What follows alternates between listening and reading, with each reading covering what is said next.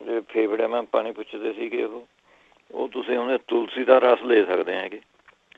2 ਚਮਚੇ ਤੁਸੀਂ ਤੁਲਸੀ ਦਾ ਰਸ ਰੋਜ਼ ਲੈ ਲਿਆ ਕਰੋ। ਇਹ ਵਧੀਆ ਚੀਜ਼ ਹੈਗੀ ਇਹਦੇ ਵਾਸਤੇ, ਜਿਹੜੇ ਫੇਫੜਿਆਂ ਮੈਂ ਪਾਣੀ ਭਰਦਾ। ਮੂੰਹ ਦੇ ਉੱਤੇ ਕਿੱਲ ਪੁੱਛਦੇ ਸੀਗੇ, ਮੂੰਹ ਦੇ ਕਿੱਲ, ਇਹਨੂੰ ਅਜਵਾਇਨ ਨੂੰ ਪੀ ਕੇ ਤੁਸੀਂ ਦਹੀਂ ਦੇ ਵਿੱਚੋਂ ਗਾੜਾ ਜਿਹਾ ਪੇਸਟ ਜਿਹਾ ਬਣਾ ਕੇ ਉਹ ਤੁਸੀਂ ਕਿੱਲਾਂ ਤੇ ਉੱਤੇ ਲਗਾਉਣਾ। ਇਹਦੇ ਨਾਲ ਆਪਣੇ ਕਿੱਲ ਸਾਡੇ ਦਬ ਜਾਂਦੇ ਜੀ। ਇਹਦੇ ਨਾਲ ਫਿਰ ਇਹਦੇ ਵਿੱਚੋਂ ਸੌਂਫ ਖਾਣੀ ਜ਼ਰੂਰੀ ਹੈ, ਗਰਮੀ ਕਰਕੇ ਜ਼ਿਆਦਾ ਨਿਕਲਦੇ ਕਿੱਲ। ਸੌਂਫ ਠੰਡੀ ਹੁੰਦੀ ਹੈ। ਸੌਂਫ ਤੁਸੀਂ ਆਪਣੇ ਚਮਚਾ 2 ਚਮਚੇ ਰੋਜ਼ ਖਾਣ ਲਾ ਜਾਓ। ਇਹੀ ਤੁਹਾਡੀ ਸਕਿਨ ਨੂੰ ਵੀ ਬਹੁਤ ਫਰਕ ਪਾ ਦਿੰਦਾ ਜੀ। ਇਹਦੇ ਨਾਲ ਫਿਰ ਤੁਸੀਂ ਆਪਣੇ ਲੈ ਸਕਦੇ ਆ ਸਫੇਦ ਪਿਆਜ਼ ਦਾ ਰਸ ਲੈ ਲਓ ਤੁਸੀਂ, ਅਤੇ ਉਹਦੇ ਵਿੱਚੋਂ ਥੋੜ੍ਹਾ ਸ਼ਹਿਦ ਪਾ ਲੈਣਾ ਹੈਗਾ, ਅਤੇ 2 ਚੁਟਕੀਆਂ ਸੇਂਦਾ ਨੂਣ ਪਾ ਲੈਣਾ ਹੈਗਾ। ਇਹ ਮਿਕਸ ਕਰਕੇ ਲੇਪ ਜਿਹਾ ਬਣਾ ਕੇ ਅਤੇ ਉਹ ਤੁਸੀਂ ਆਪਣੇ ਲਗਾਉਣਾ ਹੈਗਾ ਕਿੱਲਾਂ ਦੇ ਉੱਤੇ।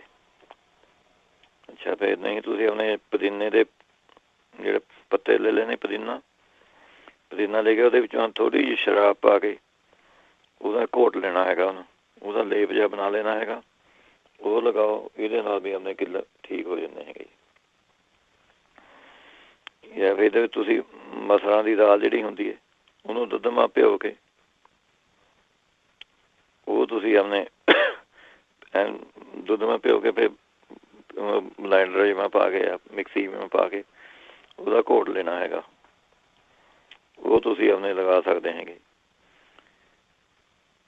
ਜਾਂ ਫਿਰ ਸਰੋਂ ਦਾ ਤੇਲ ਲੈਣਾ ਹੈਗਾ, ਥੋੜ੍ਹਾ ਸੈਂਦਾ ਨੂਣ ਪਾ ਲੈਣਾ ਹੈਗਾ, ਅਤੇ ਵਿੱਚੋਂ ਨਿੰਬੂ ਨਿਚੋੜ ਲੈਣਾ ਹੈਗਾ। ਇਹਦਾ ਪੇਸਟ ਜਾਂ ਤੁਸੀਂ ਆਪਣੇ ਬਣਾ ਕੇ ਲਗਾ ਸਕਦੇ ਹੈਗੇ। ਇਹ ਸੌਂਫ ਖਾ ਲਿਆ ਕਰੋ, ਇਹਦੇ ਵਿੱਚੋਂ ਵਧੀਆ ਚੀਜ਼ ਹੈਗੀ। ਜੇ ਆਪਣੇ ਖੂਨ ਦੀ ਖਰਾਬੀ ਜਿਸ ਤਰ੍ਹਾਂ ਦੂਰ ਕਰਨੀ ਹੈਗੀ, ਜਿਹਨਾਂ ਦੇ ਫੁੰਸੀਆਂ ਨਿਕਲੀਆਂ ਹੋਈਆਂ, ਫੋੜੇ ਫੁੰਸੀਆਂ, ਕਿੱਲ ਕੁੱਲ, ਜਿੰਨੀ ਵੀ ਸਕਿਨ ਦੀ ਪ੍ਰੋਬਲਮ ਹੈਗੀ, ਉਹ ਤੁਸੀਂ ਆਪਣੇ 1 ਗਲਾਸ ਮਾ ਪਾਣੀ ਦਾ 1 ਨਿੰਬੂ ਨਿਚੋੜ ਕੇ 2-3 ਚਮਚੇ ਸ਼ਹਿਦ ਦੇ ਪਾ ਕੇ ਇਹ ਤੁਸੀਂ ਰੋਜ਼ ਪੀਣਾ ਹੈਗਾ।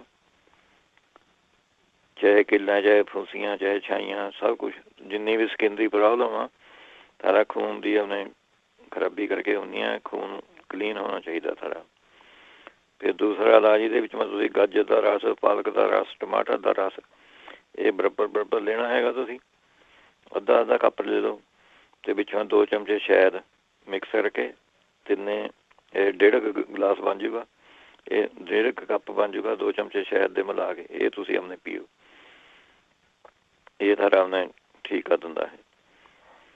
ਅੱਛਾ, ਫਿਰ ਸੌਂਫ ਸਾਨੂੰ ਦੱਸਿਆ ਹੈਗਾ ਪਹਿਲਾਂ, ਸੌਂਫ ਤੁਸੀਂ ਉਹ ਖਾਣੀ ਹੈਗੀ ਇਹਦੇ ਵਿੱਚੋਂ। ਅੱਛਾ, ਫਿਰ ਇਹਦੇ ਵਿੱਚੋਂ ਤੁਸੀਂ 2 ਗ੍ਰਾਮ ਹਲਦੀ, ਵੀ ਅੱਧਾ ਚਮਚਾ ਹਲਦੀ ਦਾ, ਅਤੇ 4 ਗ੍ਰਾਮ ਔਲਿਆਂ ਦਾ ਪਾਊਡਰ, ਇਹ ਮਿਕਸ ਕਰਕੇ ਖਾਣਾ ਹੈਗਾ ਜੀ ਤੁਸੀਂ। ਇਹਦੇ ਨਾਲ ਵੀ ਸਾਰਾ ਬਲੱਡ ਹੈ ਜਿਹੜਾ ਆਪਣੇ ਖੂਨ ਸਾਫ਼ ਹੋ ਜਾਂਦਾ ਹੈਗਾ ਇਹਦੇ ਨਾਲ। ਜੇ ਫੁੰਸੀਆਂ ਵਾਲੇ ਕਹਿੰਦੇ ਸੀਗੇ, ਉਹ ਫੁੰਸੀਆਂ ਜਿਹੀਆਂ ਹੋਈਆਂ ਵੀ ਉਹ ਦਾਲਚੀਨੀ ਦੇ ਵਿੱਚੋਂ ਸ਼ਹਿਦ ਮਿਲਾ ਕੇ ਉਹਦਾ ਪੇਸਟ ਜਿਹਾ ਬਣਾ ਕੇ ਉਹ ਤੁਸੀਂ ਲਗਾ ਸਕਦੇ ਹੈਗੇ ਫੁੰਸੀਆਂ ਦੇ ਉੱਤੇ। ਜਾਂ ਫਿਰ ਆਪਣੇ ਤੁਸੀਂ ਕਰੇਲੇ ਦਾ ਰਸ ਅਤੇ ਨਿੰਬੂ ਦਾ ਰਸ ਇਹ ਮਿਕਸ ਕਰਕੇ ਇਹ ਲਗਾ ਸਕਦੇ ਹੈਗੇ ਫੁੰਸੀਆਂ ਦੇ ਉੱਤੇ। ਅਤੇ ਕੱਚੇ ਪਪੀਤੇ ਦਾ ਰਸ ਅਤੇ ਨਿੰਬੂ ਦਾ ਰਸ ਅਤੇ ਆਪਣੇ ਵਿੱਚੋਂ ਥੋੜ੍ਹੀ ਜਿਹੀ ਹਲਦੀ ਪਾ ਕੇ ਉਹ ਤੁਸੀਂ ਪੇਸਟ ਜਿਹਾ ਬਣਾ ਕੇ ਲਗਾ ਸਕਦੇ ਹੈਗੇ। ਫਿਰ ਸਰੋਂ ਦੇ ਤੇਲ ਦੇ ਵਿੱਚ ਤ੍ਰਿਫਲਾ ਪਾਊਡਰ ਮਿਕਸ ਕਰਕੇ ਉਹਦਾ ਲੇਪ ਜਿਹਾ ਬਣਾ ਕੇ ਉਹ ਤੁਸੀਂ ਲਗਾ ਸਕਦੇ ਹੈਗੇ। ਅਤੇ ਆਪਣੇ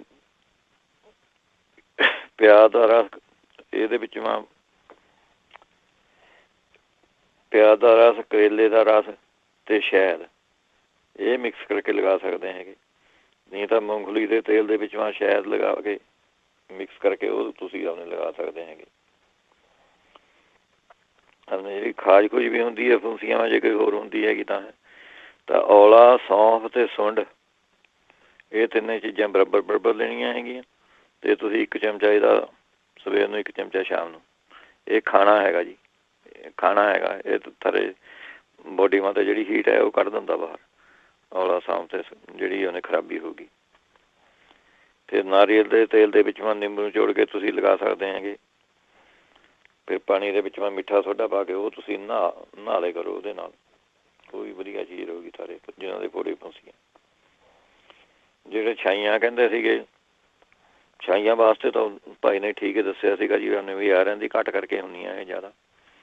ਉਹ ਆਇਰਨ ਦੀ ਘਾਟ ਤੁਸੀਂ ਆਪਣੇ ਪੂਰੀ ਕਰੋ। ਪਾਲਕ ਪੁਲਕ ਖਾ ਕੇ ਜਿਹੜੀ ਚੀਜ਼ਾਂ ਆਇਰਨ ਦੀਆਂ ਵਾਸਤੇ ਹੁੰਦੀਆਂ ਉਹ ਖਾਓ। ਨਹੀਂ ਆਇਰਨ ਦੀ ਗੋਲੀਆਂ ਵੀ ਲਿਖਾ ਸਕਦੇ ਡਾਕਟਰ, ਤੇ ਤੁਸੀਂ ਉਹ ਖਾ ਸਕਦੇ ਹੈਗੇ। ਨਹੀਂ ਤਾਂ ਫਿਰ ਤੁਸੀਂ ਇਹਦੇ ਵਾਸਤੇ ਤੁਸੀਂ ਜਿਹੜੇ ਮਜੀਠ ਹੁੰਦੀ ਹੈ ਜੀ, ਮਜੀਠ, ਉਹਦਾ ਤੁਸੀਂ ਆਪਣੇ 1 ਚਮਚੇ ਦਾ ਕਾੜਾ ਜਿਹਾ ਬਣਾ ਕੇ ਉਹ ਪੀਣਾ ਹੈਗਾ ਜੀ। ਜਿਹਦੇ ਨਾਲ ਜਿਨ੍ਹਾਂ ਦੇ ਕਿੱਲ ਹੈਗੇ ਤੇ ਛਾਈਆਂ ਹੈਗੀਆਂ ਇਹ ਫਰਕ ਪੈਣ ਲੱਗ ਜਾਂਦੇ। ਗਲੇ ਐਪਲ ਜ਼ਿਆਦਾ ਖਾਵੇ ਜੀ, ਜਿਹਨਾਂ ਦੀ ਛਾਈਆਂ ਪਈਆਂ ਵੀ ਐਪਲ ਜ਼ਿਆਦਾ ਖਾਇਆ ਕਰੋ ਤੁਸੀਂ, ਇਹ ਵੀ ਠੀਕ ਕਰ ਦਿੰਦੀਆਂ। ਤੇ ਛਾਈਆਂ ਵਾਲੇ ਤੁਸੀਂ ਨਿੰਬੂ ਦਾ ਰਸ ਤੇ ਤੁਲਸੀ ਦਾ ਰਸ ਇਹ ਬਰਾਬਰ ਕਰਕੇ ਇਹ ਤੁਸੀਂ ਲਗਾਉਣਾ ਛਾਈਆਂ ਦੇ ਉੱਤੇ।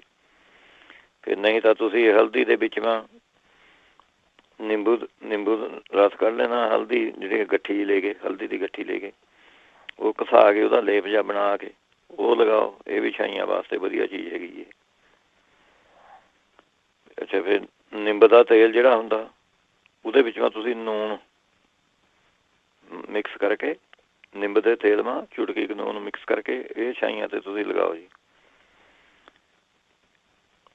ਅੱਛਾ, ਫਿਰ ਔਲੇ ਦੇ ਰਸ ਦੇ ਵਿੱਚੋਂ ਨਿੰਬੂ ਦਾ ਰਸ ਮਿਕਸ ਕਰਕੇ ਇਹ ਤੁਸੀਂ ਆਪਣੇ ਲਗਾ ਸਕਦੇ ਹੈਗੇ।